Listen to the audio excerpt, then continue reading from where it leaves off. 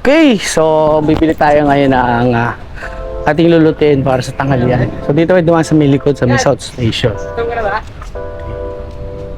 Tindaan na. Sakto to doon sa bibilihan nating isdaan. Nandun na yung pwesto kumpara doon tayo sa kabila dadaan. So yan ang bagong public market ng Muntinlupa.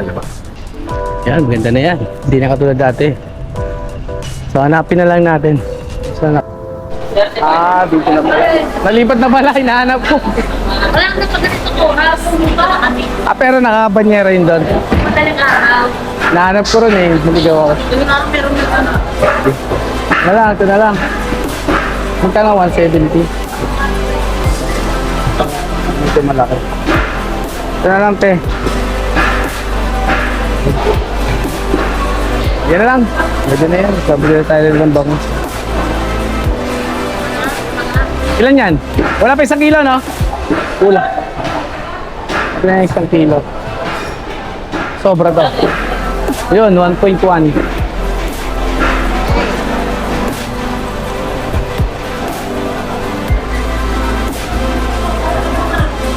Ganun din eh.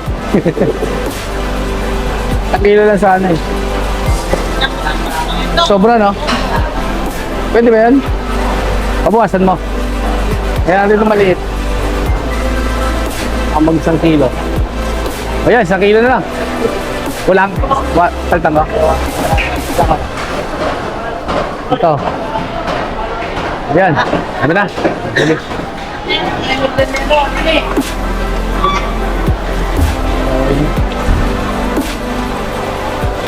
Tate. Okay, thank you. Wala pala tayong balot. Padobli na lang, wala akong plastic. Bili pa ako. Tama.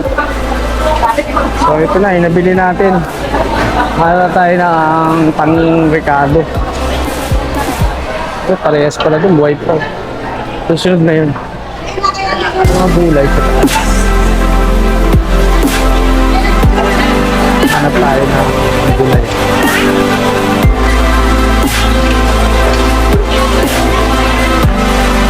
Saan yung gulay yan, te? Sa taas? Sige. Thank you. Okay tayo sa taas. So, dito pala yung gulay.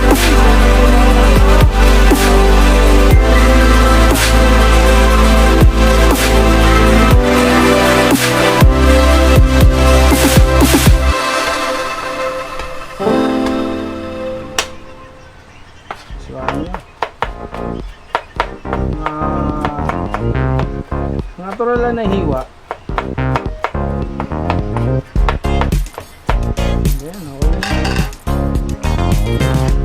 So, sibuyas.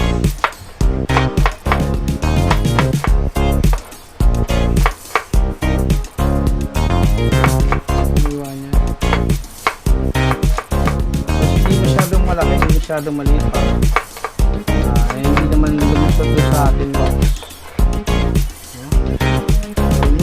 Kailangan may luya din yan para maalis yung lansa.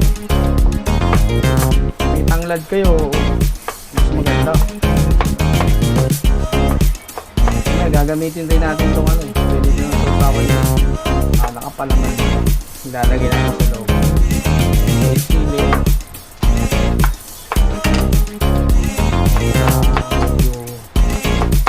Mas kumapit yung nasa sa loob.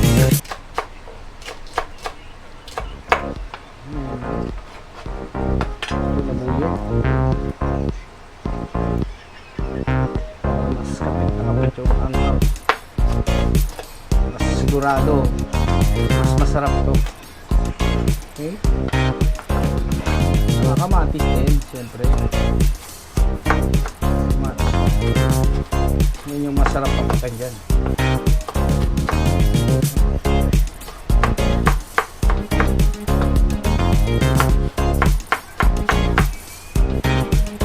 Kamatis. Tinawaran pa natin ito. Okay. So yun, lagyan na lang natin siya ng asin.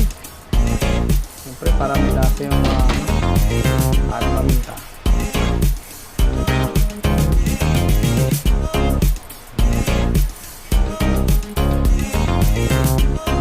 Pwede na natin itong ihalo sa loob na isda natin. So lagyan natin dalawang magic syrup para mas malinamnam yung lasa. So yan na yung ilalagay natin sa loob ng isda. Okay, so malinis na yung bangus natin, no? Hiniwa natin dito at saka dito. So ito na yung ilalagay natin sa loob ng ating bangus palaman. Ang dami yan, hanggang sa pinaka-bibig niya yan. Nag-uumapaw yan. Para pag binalo natin, suwabing-suwabe yung lasa. Lahat natin yan. Kasya yan. Okay, dalawang kamatis, dalawang sibuyas, 4 na sili, dalawang jalapeno, duyang maliit. Okay, umapaw. So hanggang bibig yan, pwede natin itulak yan. Dito sa may ulo niya, no? Halo. Yan, lagyan natin dyan. So, para mas lalo pa siyang humigpit, lalagyan natin yan ng panglock. No? So, ito ang ginagamit ko dyan. Sinulid. So, wala tayong foil. Kasi pag may foil, hindi mo malalasahan yung pinaka-ano yan. Pinakakatas, no? Kaya hindi natin siya kinakaliskisan kasi yan yung natin, purpose niya para dumikit yan doon sa ihawan natin. Ayan, ganyan nyo lang para mas makatas, mas malasa. Ganyan lang ang technique natin dyan pag nag-iihaw tayo. Hindi tayo nagamit ng foil. Ikutin nyo lang yan dyan.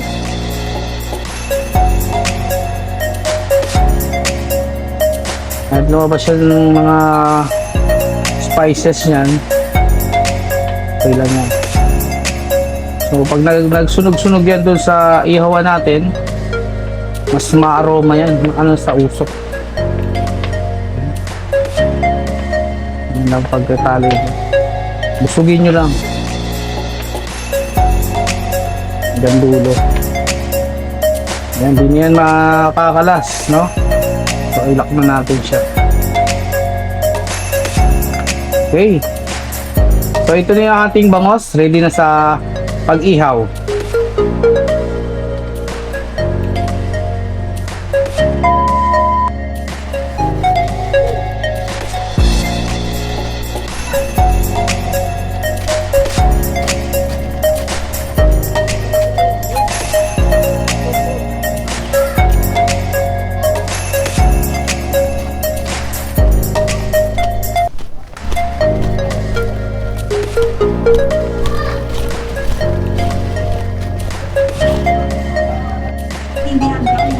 Ito na.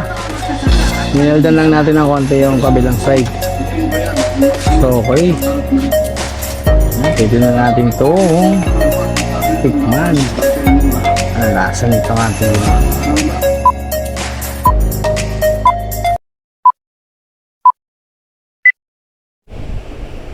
okay, so ito na yung ating nilutong bangos, inihaw na bangos. Ito. Yan. So, ito yung tinali natin, tatanggalin na natin yan.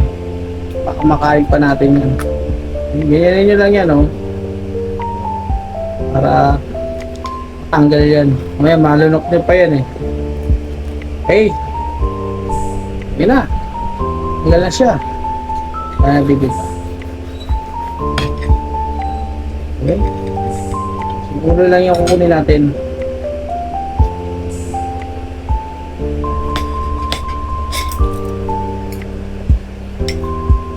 Yun yung mga tali. Tanggalin nyo lang yan. Pero pwede na yan, ganyan po. Okay. Ano yung mga laman ng ating Ayan.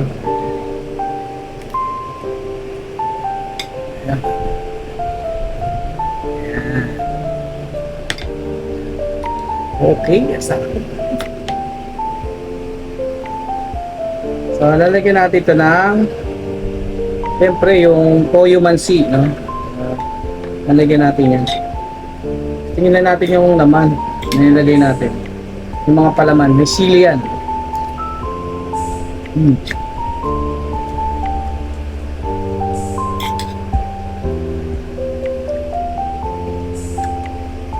Wala siya. Hindi siya maalat. Lagyan natin pa ng spices.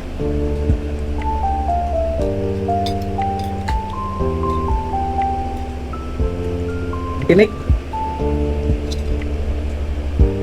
Sino yung tinik dyan?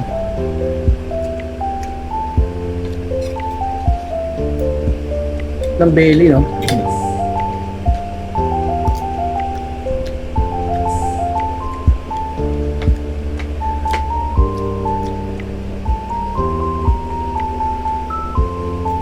Yan. Yung mga nilagay natin nga panimpla, yung naglalasa.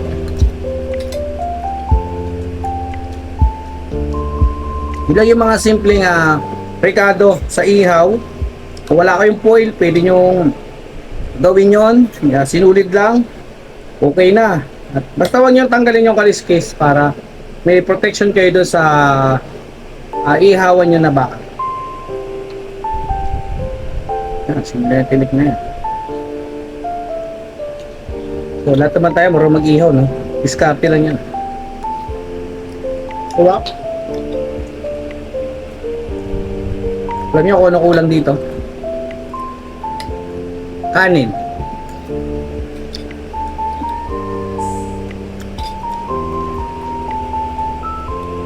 Yun. Sarap. Yung part dito, winalda natin eh. Dito hindi. Para masipsip natin. So, buksan natin. Ayan. Diba? Rest pa to yan. So, lagyan na natin yan. Although may spices na siya, yan na, may mga sili siya. Tsaka jalapeno. Nakukulangan pa rin ako ron eh. Kaya kinakalagyan ko pa rin ng chili oil. Stop.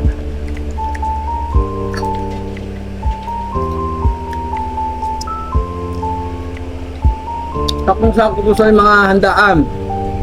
Yung magbe-birthday dyan. Saktong-sakto sir.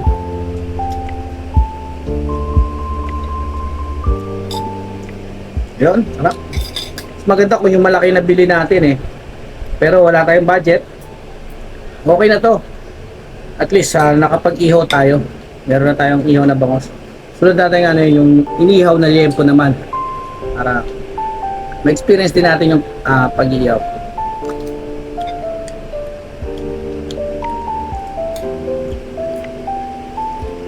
Yun. Okay na yan. So maraming salamat sa manonood at nanonood at manonood pa. Thank you sa inyo at salamat sa patuloy na pagsuporta at sana hindi kayo magsawa at tuloy-tuloy tayo hanggang sa makarating tayo sa tagumpay na minimiti natin. At maraming salamat.